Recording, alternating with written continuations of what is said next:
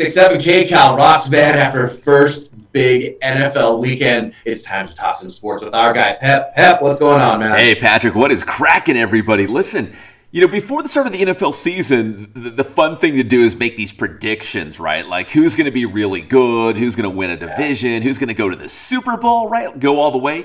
So the two teams that I kept hearing a lot about we talked about the Buffalo Bills, right? And Yeah. also the LA Chargers, man. People are fired up about this LA Chargers team, about the roster they have. Just the evolution of Justin Herbert as being one of the top quarterbacks in the NFL.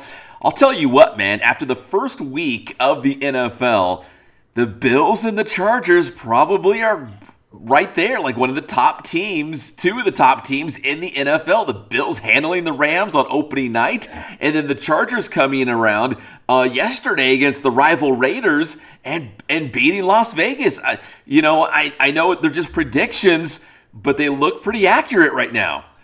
They do look accurate, and I think there's one really common theme here is these quarterbacks are amazing. It's kind of reminding me of remember when we watched Hard Knocks, and it was kind of the first time the other teammates on the Chargers saw Air Bear. The first time they saw Herbert, and right away, it's so funny how NFL players know. Remember, right away, they're like, "Oh, the kid has it," and they're right. And Josh Allen seems the same way. I mean, to come into LA and just punk the Rams and dominate them it's like the bully at recess. You know what I mean? Yeah. From beginning to end. And I mean, you're right. The Chargers, they have a good team. But man, that quarterback's good. I think the last maybe 2 or 3 years, if you're going to say who's the best quarterback in the NFL, I would say that, maybe the current guy was Patrick Mahomes, and of course, Tom Brady's the GOAT. So we talk about those guys all the time, right? Aaron Rodgers is right there. But if you asked me on this morning, who is the number one NFL quarterback, I think it might be split between Josh Allen and Justin Herbert. Like, that's how good these two guys are. Unfortunately, they're both in the AFC, so, only one of those teams will get to the Super Bowl, at the end of the day. But they're both really good. And again, a lot of people, when you make these predictions, were saying, yeah, I think the Bills are going to win the Super Bowl. And I heard a lot of people saying the Chargers, too, which is crazy because I think a lot of times we want to pick the Chargers, but it always falls apart. Guys get hurt. Like, that never happens. But maybe this is the year. I know we've been talking about it. It would probably sound like a broken record, but maybe this is the year. They look pretty darn good. Especially Justin Herbert was awesome, 3 TDs against the Raiders. And listen, Patrick, I'll be honest. I'm one of those guys that forgot that they got Khalil Mack in the offseason. Yeah. Dude, he is still Khalil Mack. He is still one of the best defensive players in this league. He had 3 sacks yesterday against Las Vegas. I'm like, okay, they got a defense now to go along with Justin Herbert and that offense. Now I'm totally buying in. These two teams are mirror images of each other. I mean, Khalil Mack goes to the Chargers, so they have that one piece. Von Miller goes to the Bills. And Yes. I think you may be honing in on it. This could be the AFC Championship game. And it could be, and it sure looks like after week one. And of course, all the naysayers are going to say, "Well, you're overreaching after 1 week of the NFL season," and you're right because naturally that's what we're going to do. Like, if a team looks really good, we're going to be like, "Hey, we were right. These guys are Super Bowl contenders." And on the flip side, let's say, I don't know, you're a Cowboys fan or you're a 49ers fan on this morning. You're probably saying, "Hey, it's just one game. We still got 16 to go. It doesn't mean much." Unless you're a Cowboys fan, you're going to be without Dak Prescott, who injured his thumb. He's going to be out, it sounds like, several games, maybe more than that, for the Dallas Cowboys. So the Dallas Cowboys just can't get out of their own way. They lose to the Buccaneers 19-3, and then Dak is going to be out, man, for weeks. And I think we learned it, especially from Russell Wilson. Anything with the finger of the hand, it's going to affect it big time. This is horrible news for the Cowboys. Yeah, I don't, just something about Dallas, man. They just could not get out of their own way.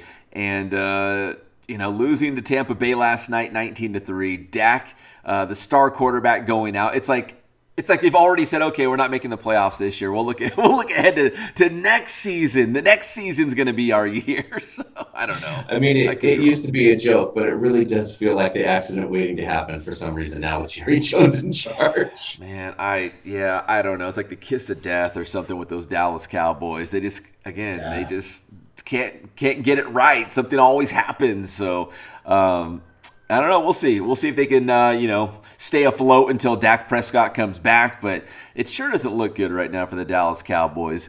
Now, Patrick, the other big game, it's tonight. We got a Monday Night Foosball game, and it's going to be Russell Wilson taking his Denver Broncos. It still kind of sounds weird to say, but his Denver Broncos back up to Seattle to face his old team, the Seahawks, tonight, man. Plenty of drama and storylines for this one. Yep, and it's the only one I care about this season. This is the one game I would like to win this season because it doesn't seem like we're going to be doing very well unless Geno Smith or Drew Lock shock the world. At least remember we're talking about NFL predictions.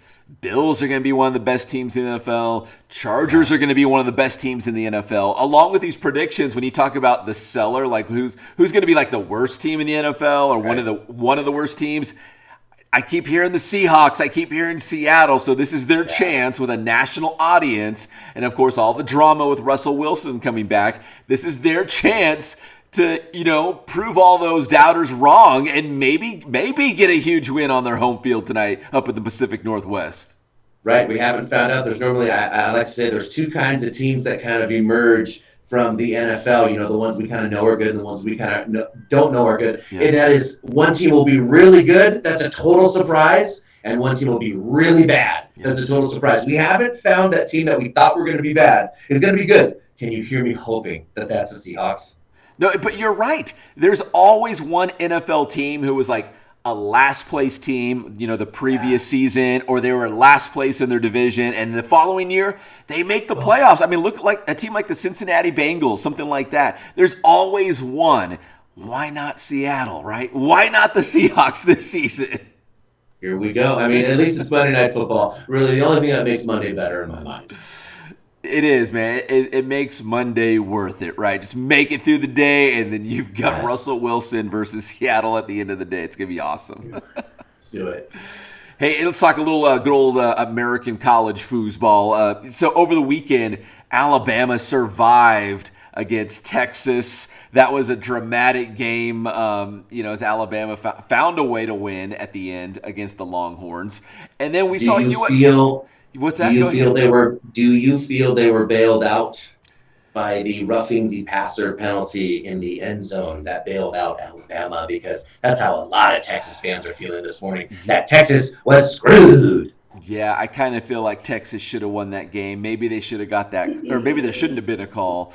But, I look at that last drive for Alabama and Bryce Young making some crazy plays. I'm like, I don't know, man. I feel like they kind of earned it too. So I don't know.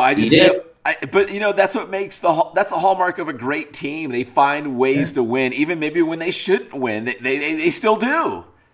And on the road. I mean, I give a lot of. If you're a college team, it's very tough to win on the road in college. That's a big win. Yeah.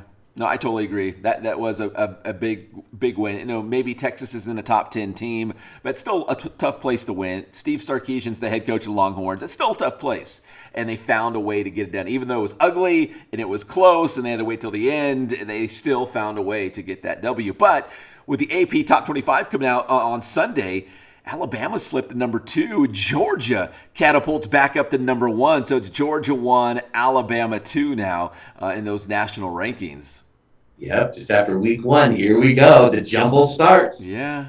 And a shout out to USC. They're climbing all the way up to number 7. They beat Stanford on the road over the weekend. That final score is 41-28. So USC, a couple wins in a row. Lincoln Riley. People are excited about the Trojans. Number 7. That's the highest ranked Pac-12 team.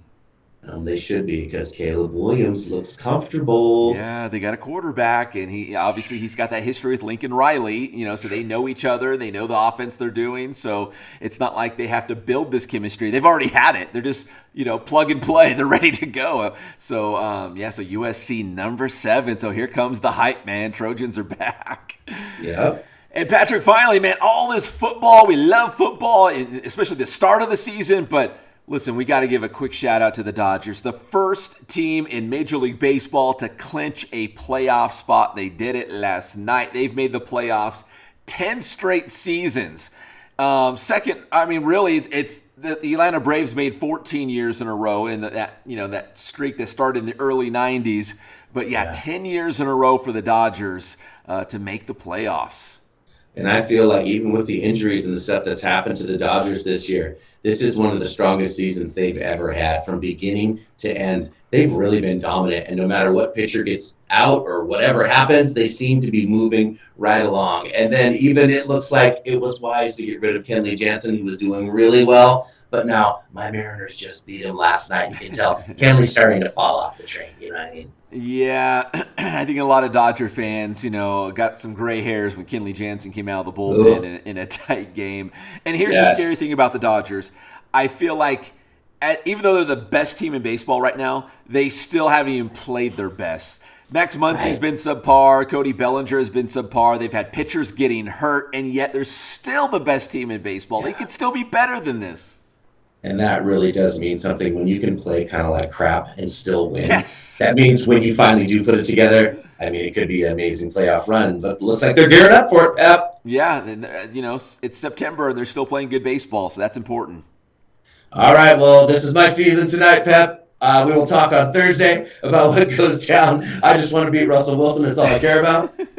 And we will catch up with our guy, Pep, on your Thursday. Pep, tell him how to get your stuff. Hey, get my stuff on Inland Sports, especially on Inland Sports Twitter and Instagram. We got the Inland Sports YouTube channel. Check it out. That is Inland Sports. Thanks, Pep. Perfect, man.